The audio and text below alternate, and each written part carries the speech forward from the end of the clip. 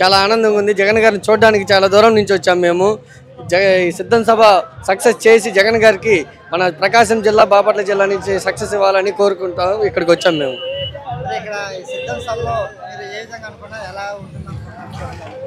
మా పార్టీ అంచనా 15 లక్షల మంది దాకా వస్తారని అంచనా ఉంది.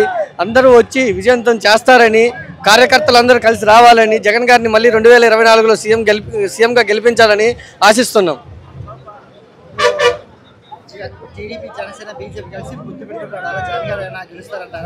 ఎంతమంది కలిసి వచ్చినా 2024లో సీఎం జగన్ గారే అవుతారు.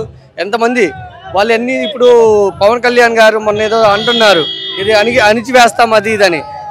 రేపు 2024లో జగన్ సీఎం అయ్యాక పవన్ కళ్యాణ్ గారు పోయి అది హైదరాబాద్లో సినిమాలు చేసుకోవడానికి తప్పితే ఆంధ్రాకి రావడానికి లేదని అనుకుంటున్నాం.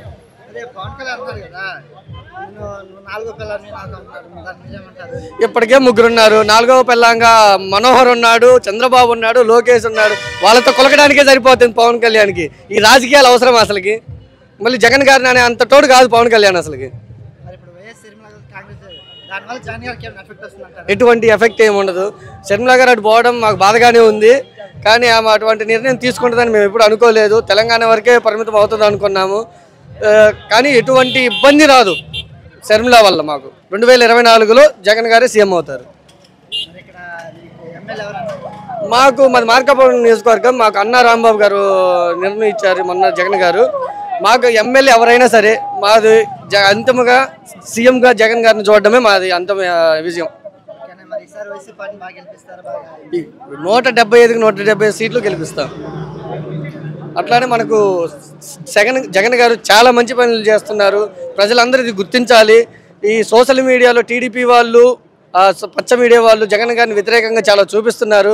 అవన్నీ పట్టించుకోకుండా రియాలిటీలోకి వచ్చి ఆ స్కూల్స్ కానీ, ఆరోగ్యశ్రీ కానీ, అటువంటి సచివాలయాలు ఇంతకుముందు ఏదైనా ఇన్కమ్ సర్టిఫికేట్ కానీ క్యాస్ట్ సర్టిఫికేట్ కావాలంటే మండలానికి పోయి తెచ్చుకోవాలి. నేనే అది 1 వారం 20 రోజులు తిరిగి తెచ్చుకున్నాను క్యాస్ట్ సర్టిఫికేట్, ఇన్కమ్ సర్టిఫికేట్ చదువుకునేటప్పుడు. ఇప్పుడు వాలంటీర్ వచ్చి సచివాలయంలో ఒక్క రోజులోనే ఇన్కమ్ సర్టిఫికేట్ ఎటువంటి అయినా సరే ఒక్క రోజులోనే వచ్చే విధంగా సీఎం గారు చేశారు. చాలా మంచి పనులు చేశారు. వాలంటీర్లు తీసుకొచ్చి కానీ 1వ తారీఖే పింఛన్ రావడం కానీ, ఇంతకుముందు క్యూలలో నిలబడి ముసలి వాళ్ళు పింఛన్లు తీసుకొని చాలా ఇబ్బంది పడేవాళ్ళు. 10 రోజులకు ఒక రోజు ఇచ్చేవాడు వస్తాడు రాడు. కానీ ఇప్పుడు ఇంటికి ఉదయం 5ంటికల్లా వచ్చేసి పింఛన్ ఇచ్చేస్తున్నారు.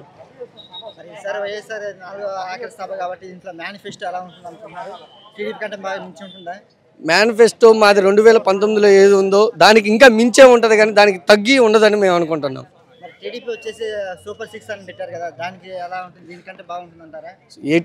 ఉండదు. సూపర్ 6 లేదు, ఏమీ ఉండవు. మన ఫ్రీ బస్ అని తెలంగాణలో పెట్టారు, అది కాపీ చేశారు.